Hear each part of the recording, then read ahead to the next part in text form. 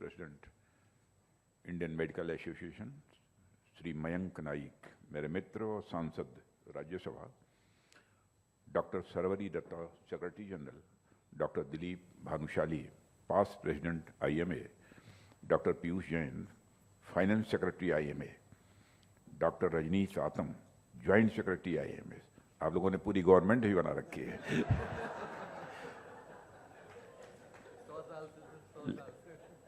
लेकिन आप लोगों ने प्राइम मिनिस्टर किसी को नहीं बनाया। और यहां पर मौजूद हमारे सभी सम्मानित डॉक्टर्स, अन्य देवियों व सज्जनों,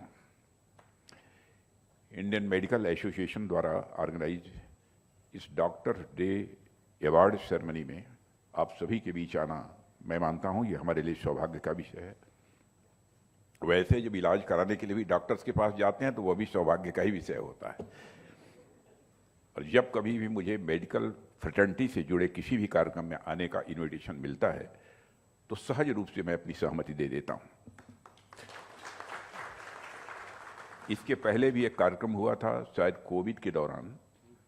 उस कार्यक्रम में मैं भाग नहीं ले पाया था और शायद कोविड से मैं प्रभावित था,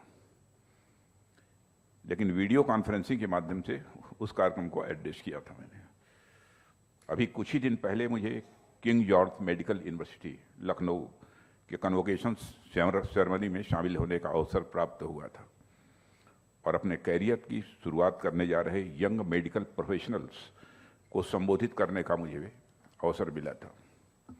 उस अवसर पर मैंने उनसे इस बात की चर्चा की थी कि उनके जीवन में गाइडिंग फोर्स क्या होना चाहिए, वे किन आदर्शों को सामने रखकर अपने प्रोफेशन में आगे बढ़ें और उन्हें इंस्पिरेशन कहाँ से प्राप्त हो सकती है।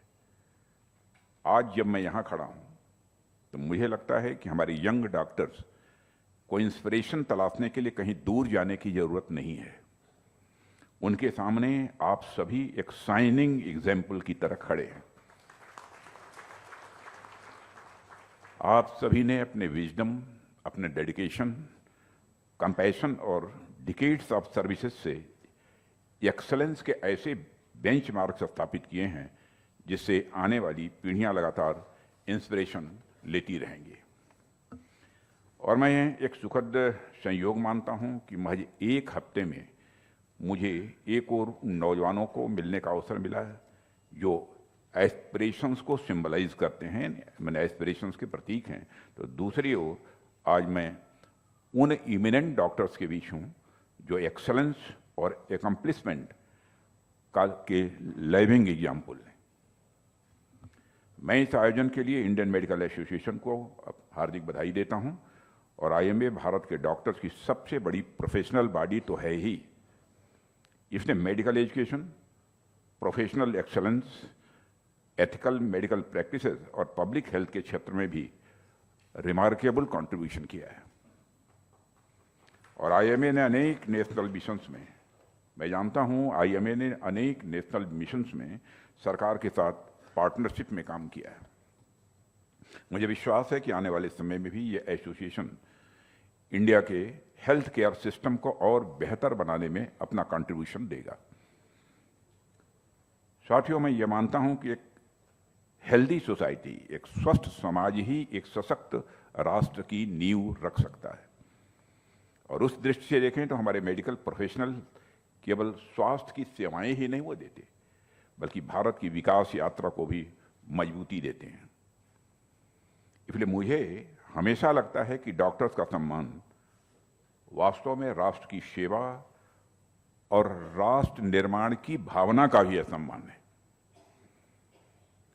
आज अवार्ड्स पाने वाले सभी डॉक्टर्स को मैं हार्दिक बधाई देता हूं और आप देश के विभिन्न राज्यों और इंस्टीट्यूशंस को रिप्रेजेंट करते हैं। आप सभी की स्पेशलाइजेशंस अलग अलग हैं। आप में से कोई कार्डियोलॉजिस्ट है तो कोई ऑर्थोपेडिक सर्जन है और कोई इंटरनल मेडिसिन का एक्सपर्ट है तो कोई रिनाउंड न्यूरोलॉजिस्ट है। लेकिन आप सभी को सेवा, समर्पण और दक्षता एक सूत्र में जोड़ती है। और आप सभी ने अपने कार्यों से मेडिकल प्रोफेशन का सम्मान बढ़ाया है, यह बात मैं विश्वास के साथ कह सकता हूं। और आज का यह सम्मान केवल आपकी पर्सनल अचीवमेंट्स का नहीं, बल्कि पूरी भारतीय चिकित्सा जगत की उस रिच ट्रेडिशन का भी सम्मान है जिसने देश और दुनिया में एक अपनी विशिष्ट पहचान बनाई है।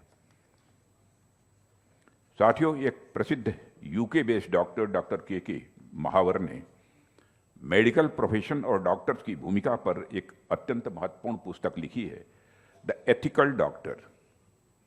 द एथिकल डॉक्टर में वे एक बेहद दिलचस्प प्रसंग का भी उल्लेख करते हैं। वे लिखते हैं कि कोलकाता में उनके फैमिली डॉक्टर के क्लिनिक के दरवाजे पर एक लाइन लिखी होती थी। वह लाइन थी, faith is the first cure. Faith is the first cure. मतलब विश्वास ही उपचार की पहली सीढ़ी है। वास्तव में चिकित्सा केवल मेडिसिन और ट्रीटमेंट प्रोटोकॉल्स का विषय नहीं है, उसमें फेथ का भी उतना ही बड़ा स्थान है। जब कोई पेशेंट किसी डॉक्टर के पास आता है तो अपने पास केवल बीमारी ठीक होने की उम्मीद लेकर नहीं आता, बल्कि अपनी चिंताएं, अपनी एप्रीहेंशंस भी लेकर आता है। ऐसे में उसके मन में यह भरोसा जगाना कि वह सुरक्षित हाथों में है, कि उसका डॉक्टर उसके दर्द को समझेगा और उसको स्वस्थ करने के लिए हर मुमकिन कोशिश करेगा, यही ट्रीटमेंट प्रोसेस का पहला और सबसे महत्वपूर्ण स्टेप होता है। लेकिन किसी भी डॉक्टर के प्रति यह फेथ, यह ट्रस्ट एक दिन में नहीं बनता है। यह वर्षों के कमिटमेंट, डेडिकेशन, कंपैशन और इथिकल कंडक्ट और सर्विस से ही अर्जित किया जाता है। एक डॉक्टर की सबसे बड़ी पूंजी उसकी नॉलेज, उसकी डिग्री और उसकी एक्सपर्टीज, यह तो होती ही है, लेकिन उससे भी कहीं अधिक वैल्यूएबल, उससे भी कहीं अधिक मूल्यवान वह अटूट ट्रस्ट होता है जो समाज और उसके पेशेंट्स उसके प्रति व्यक्त करते हैं। और किसी भी डॉक्टर के लिए इससे बड़ा कोई सम्मान मैं मानता हूं कि नहीं हो सकता है कि उसके पेशेंट उसे केवल एक डॉक्टर नहीं बल्कि एक लाइफ सेवियर के रूप में देखते हैं। और मैं विशेष रूप से आज लाइफ टाइम अचीवमेंट अवार्ड से सम्मानित होने वाले डॉक्टर्स का भी यहां उल्लेख करना चाहूंगा। इसके पहले मैं एक बात कहना चाहूंगा। फेथ की बात मैंने कही है। आस्था, विश्वास और फेथ का मनुष्य के जीवन में बहुत बड़ा महत्व होता है। और मैं मानता हूं कि जीवन की बड़ी से बड़ी समस्याओं का समाधान केवल ट्रीटमेंट से नहीं बल्कि आस्था, विश्वास और श्रद्धा के माध्यम से भी हासिल किया जा सकता है।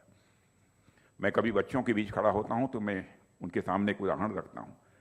मैथमेटिकल प्रॉब्लम्स का सलूशन यदि आस्था, विश्वास और श्रद्धा के आधार पर निकाला जा सकता है, उसका हल निकाला जा सकता है, तो मनुष्य के जीवन की समस्याओं का समाधान आस्था, विश्वास और श्रद्धा से क्यों नहीं निकल सकता।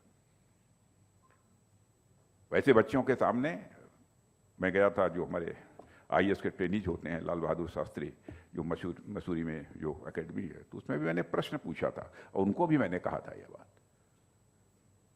कि आस्था, विश्वास, श्रद्धा ये मनुष्य के जीवन की एक बहुत बड़ी चीज, बहुत बड़ी उपलब्धि और मनुष्य के बहुत सारी समस्याओं का समाधान यही निकालती। और मैंने एक मैथमेटिक्स का एक प्रश्न उनसे पूछा था कि बताइए, किसी के पास इतना पैसा है कि उसका 50% हाफ उसने एक के दे दिया और उसका 1/3 दूसरे को दे दिया, फिर भी उसके पास 100 रुपया बचा हुआ है। बताओ इसको कैसे सॉल्व करोगे? टोटल अमाउंट कितना था? सभी साइलेंट। तो मैंने कहा इसका सॉल्यूशन ऐसे निकालता हूं, let us consider the total amount was a. मैंने मान लिया 100 रुपया बचा भी है, 50% एक को दिया, 1/3 दूसरे को दिया। ये तो हो नहीं सकता, लेकिन हमारी आस्था है, विश्वास है, श्रद्धा है, नहीं वह अमाउंट ए ही है। तो let us consider the total amount was a. A/2 एक को दिया 50%, और 1/3 दूसरे को दिया plus a/3, a/2 plus a/3। Total amount a था, a minus bracket closed a/2 plus a/3 is 5a/6। a minus 5a/6 is equal to 100। It means a is equal to 600। यदि आस्था, विश्वास और श्रद्धा के आधार पर मैथमेटिकल प्रॉब्लम्स यदि solve हो सकती हैं, तो मनुष्य के जीवन की प्रॉब्लम्स क्यों नहीं सॉल्व हो सकती? इसलिए फेथ की चर्चा मैंने जानबूझकर यहां पर की है। मैं विशेष रूप से आज लाइफ टाइम अचीवमेंट अवार्ड से सम्मानित होने वाले डॉक्टर्स का भी उल्लेख करना चाहूंगा, जिन्होंने अपने जीवन का प्रत्येक क्षण सर्विस और पेशेंट केयर को समर्पित किया है। डॉक्टर सीपी ठाकुर जी मेरा बहुत ही पुराना संबंध है, और मैं बताऊं भारत की राजनीति में इनके प्रति हमारा बेहद हृदय से सम्मान रहा है, पहले से ही, आज नहीं है, पहले से ही रहा। इनकी विनम्रता, इनकी शालीनता और बिहार में डॉक्टर के रूप में जिनका कंट्रीब्यूशन है, आज भी लोग याद रखते हैं। ये कहीं से खड़े हो जाएं तो इनको चुनाव जीतने से दुनिया की कोई ताकत रोक नहीं सकती। आज भी बहुत पुराना हमारा रिश्ता है। श्रद्धेय अटल बिहारी वाजपेयी की सरकार में हमें साथ काम करने का अवसर भी मिला था, और वे एक इमिनेंट फिजिशियन होने के साथ साथ अत्यंत संवेदनशील हैं, और आपने देखा होगा व्यक्तित्व कितना सरल है। उन्होंने काला आजार जैसी गंभीर बीमारी के एलिमिनेशन को अपने जीवन का मिशन बना लिया, और उनके रिसर्च और अथक प्रयासों से काला आजार के डायग्नोसिस और ट्रीटमेंट में महत्वपूर्ण बदलाव वो ले आए, और लाखों लोगों के जिंदगी को एक उन्होंने बचाने का काम किया, या मैं कहूं कि लाखों लोगों को नया जीवन दिया। यह कहना भी एग्जैगरेशन नहीं होगा। आज उन्हें IMA life time achievement award से सम्मानित किया जाना, मैं मानता हूं कि यह हर्ष का विषय है, और अपने से तरफ से पुनः उनका मैं स्वागत करता हूं। डॉक्टर AK पटेल जी ने, मुझे बताया गया है, एक फिजिशियन और पार्लियामेंटेरियन और यूनियन मिनिस्टर के रूप में रिमार्केबल कंट्रीब्यूशन दिया है। मेडिकल प्रोफेशन और पब्लिक लाइफ दोनों क्षेत्रों में उनका योगदान बहुत ही प्रेरणादायक रहा है। डॉक्टर भरत अग्रवाल जी हमारे बड़े पुराने मित्रों में से हैं। भी medical practice, medical ethics, health care administration और मीडिया लीडरशिप जैसे डाइवर्स फील्ड्स में अपनी विशिष्ट पहचान भी इन्होंने बनाई है। उनका जो बहुआयामी अनुभव, मल्टी डायमेंशनल जो उनके एक्सपीरियंसेस हैं और नेतृत्व, इस बात का एक बहुत ही अच्छा उदाहरण है कि एक डॉक्टर समाज में कितनी व्यापक भूमिका निभा सकता है। केवल लोगों के इलाज तक ही उसकी भूमिका सीमित नहीं है, बल्कि इसके अतिरिक्त भी मल्टी डायमेंशनल भी उसका रोल हो सकता है। डॉक्टर नवीन डेंग जी ने लैबोरेटरी मेडिसिन और डायग्नोस्टिक सर्विसेज के क्षेत्र में भी उत्कृष्ट कार्य किया है। क्वालिटी डायग्नोस्टिक्स और हेल्थ केयर इनोवेशन के प्रति उनके कमिटमेंट ने भारत के डायग्नोस्टिक मेडिसिन को एक नई ऊंचाइयों तक पहुंचाया है। उनका कंट्रीब्यूशन लाखों मरीजों तक जांच सुविधाएं पहुंचाने में बहुत ही महत्वपूर्ण रहा है। प्रोफेसर डॉक्टर एस राजशेखरन जी का नाम आज केवल भारत में ही नहीं बल्कि पूरी दुनिया में एक पायनियरिंग स्पाइन और ऑर्थोपेडिक सर्जन में अत्यंत सम्मान के साथ लिया जाता है। स्पाइन सर्जरी, ट्रॉमा केयर और मेडिकल रिसर्च और मेडिकल एजुकेशन के क्षेत्र में उनका कंट्रीब्यूशन असाधारण है, बहुत ही रिमार्केबल है, उल्लेखनीय। उन्होंने हजारों कॉम्प्लिकेटेड सर्जरी सफलतापूर्वक पूरी की है। 220 से अधिक इंटरनेशनल साइंटिफिक पब्लिकेशंस के माध्यम से चिकित्सा विज्ञान, मेडिकल साइंस को इनरिच किया है, और देश विदेश में अनेक नौजवान आर्थोपेडिक सर्जन्स का, नए जमानों का आर्थोपेडिक सर्जन्स के रूप